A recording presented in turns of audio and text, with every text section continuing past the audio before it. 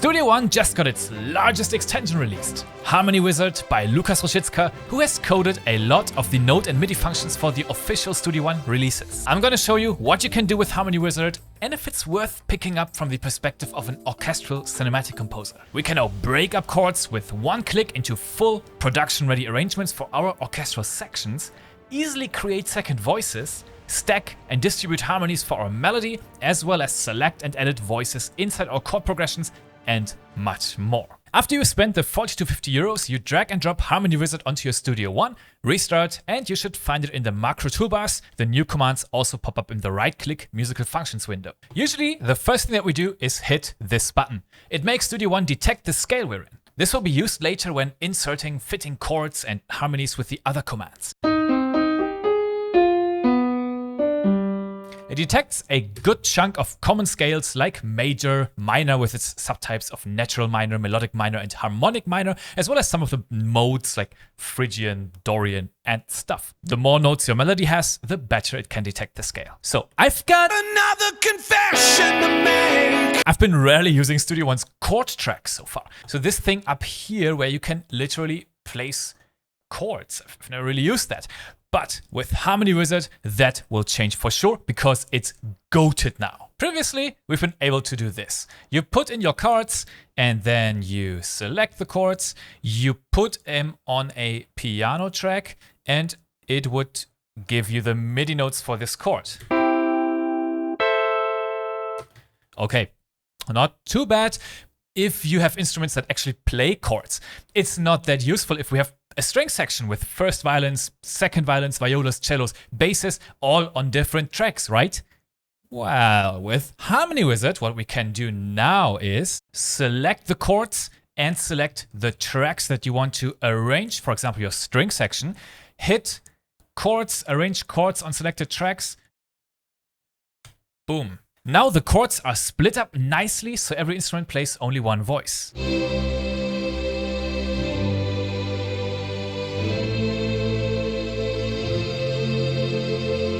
By the way, I really recommend you check out Harmony Wizard's interactive manual. It's like a web version of the toolbar with explanations for every function. In the options, we can, for example, say that the bass should play always the root notes, which we often want in orchestral music. We can say what inversion the chord should start in. We can also get rid of these repeated notes between chords, which is very typical, especially in strings writing. So if we don't do this, you see the violas, they have a repeated note here and here, but actually what we would like is, in most of the cases, we want the merge same notes and adjacent chords. So now the violas nicely connect them.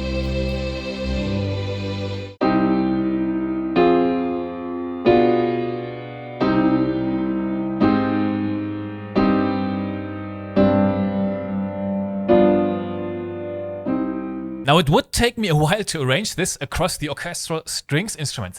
Let's see how Harmony Wizard can do it for us. I'll start from the violin 2s, then the violas, cellos, and double basses. I'll leave the violin 1 so we can play a melody over this chord bed later on.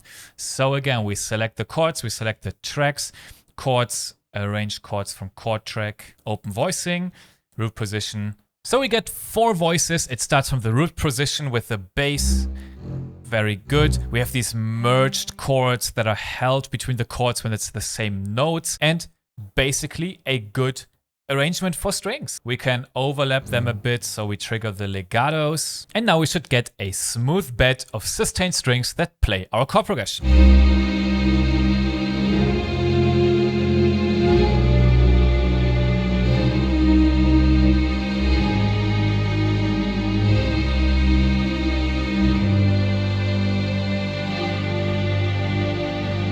Super nice. Now let's do the same for our woodwinds. Again, select the chords, select the tracks.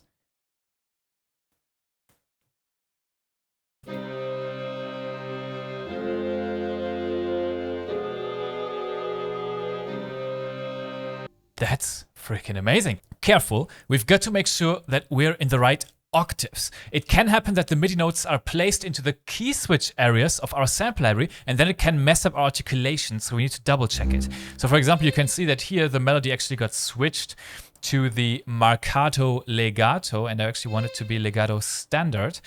So this is something we have to double check and correct sometimes. Now we can record our melody over this.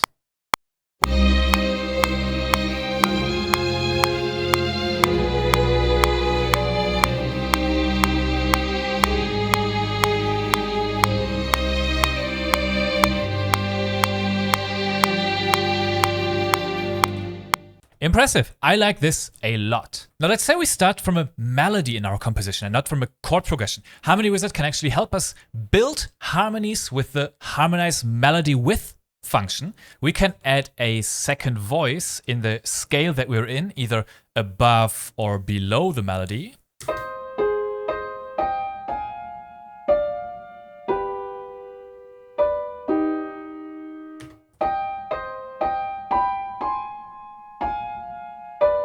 Super helpful when we're writing like a violin 2 or a viola part. We can also have the second voice play notes from random chords in our scale, so this will make it a bit less predictable while still being in key.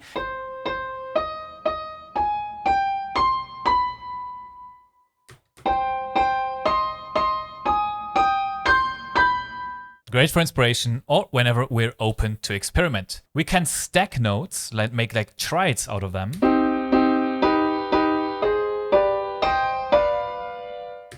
In the scale that we're in, C harmonic minor in this case, and we can also create chords with extra functions and rules that we can set in the Create Chords menu, like stacking notes based on the chord track, and also have some ideas about the voicing and the amount of notes that we want.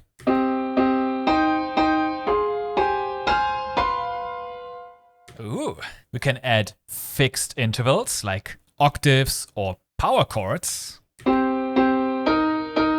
or harmonize our melody with the information from the chord track.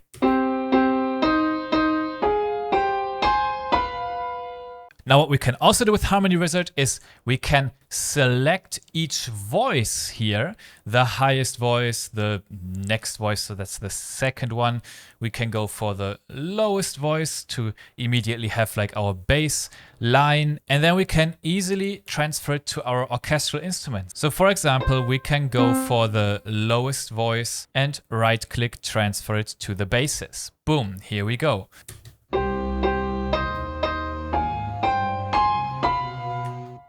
We can go for the highest voice, right click, transfer it to the violin 1. Next one, highest voice, right click, transfer to violin 2. Super nice. However, I noticed that this voice selector doesn't always behave the way that I expect when there are these merged chords. In this example, I want this to be my first voice. I want this to be my second voice. I want this to be my third and this to be my fourth voice. However, what happens if I go to the highest voice? Here we have a duplicate because this note extends to the second chord. It doesn't recognize it as part of the second chord, so it picks this one. And I wish the voicing selector would sort of understand that a long note that spans over 2 chords is still the same voicing, because this is a common thing in orchestral music. So it's better to keep chords separate like this and then use the voice selector. It will work just fine. Transfer the notes accordingly, and then you can select them and use the really nice merge chord function. I would just love to see a way to select the voicings the way I described in chords that are already merged. Still, this is a super helpful function. Now, whenever you run out of inspiration, you can insert chords based on the scale that you picked. That can be random and even jazzy chords or normal triads. This is what my fellow content creator Gregor Bayerle calls a brilliant happy accidents tool. A happy accidents tool. Where the results is not really predictable, but can catapult us out of a writer's block when we struggle to find a fitting chord or harmony for our composition.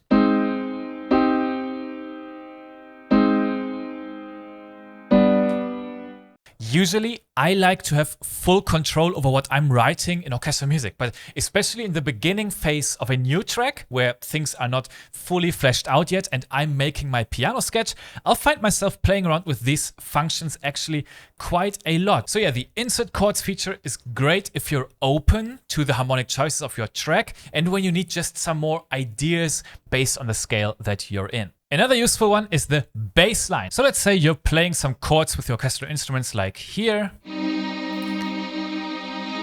but you quickly want the bass line underneath. And you can see that the lowest voice in this case does not play the root note. We can select this and build a bass line from the notes so it will detect the chords itself.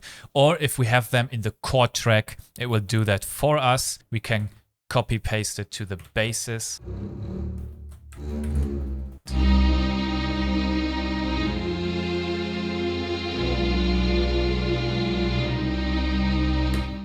Nice. I love how it's possible to change the voicing of a chord to space it out nicely.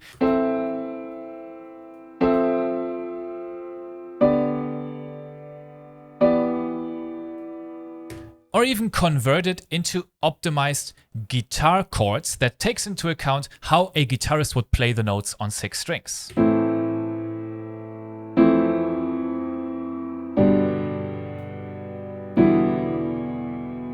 With one button, we can turn a chord into major and minor.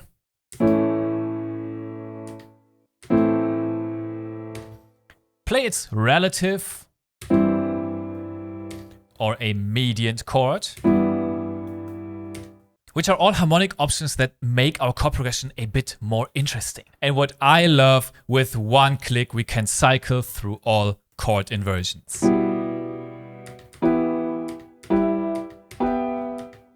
This is really helpful.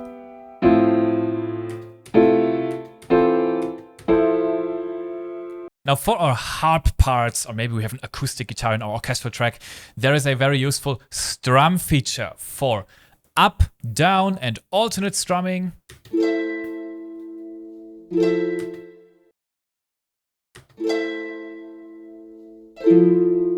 With control over the velocity range and the timing.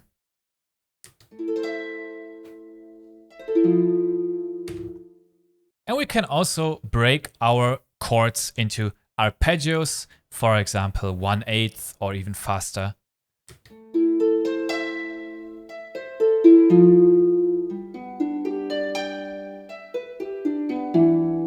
Cool.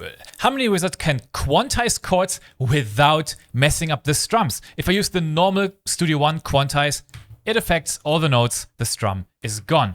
With Harmony Wizard, it affects the chord as a whole, and I can quantize either towards the first note of the strum, the last one, or the average. Conclusion! Harmony Wizard adds a lot of useful actions to Studio One that work as time savers, workflow boosters, and inspiration helpers. As an orchestral composer, I feel like Harmony Wizard continues seamlessly where Studio One reaches a limitation, like dragging down chords from the chord track, but now being able to arrange them across multiple tracks of an orchestral instrument section, or moving voicings from one part to the other, but now being able to select them much faster.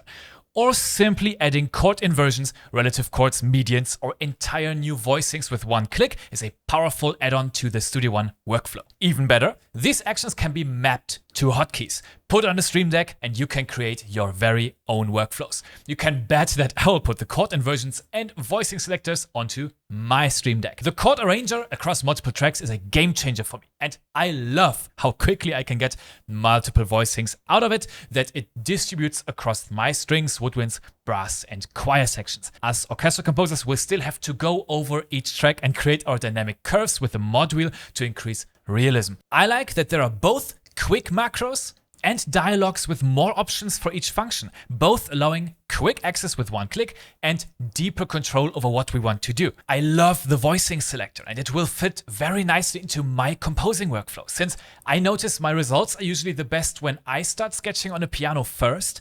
I can then select the voicings and distribute the chords quickly across my orchestral sections and tweak them more from there if I need to. I really wish the voicing selector would work better with merge chords.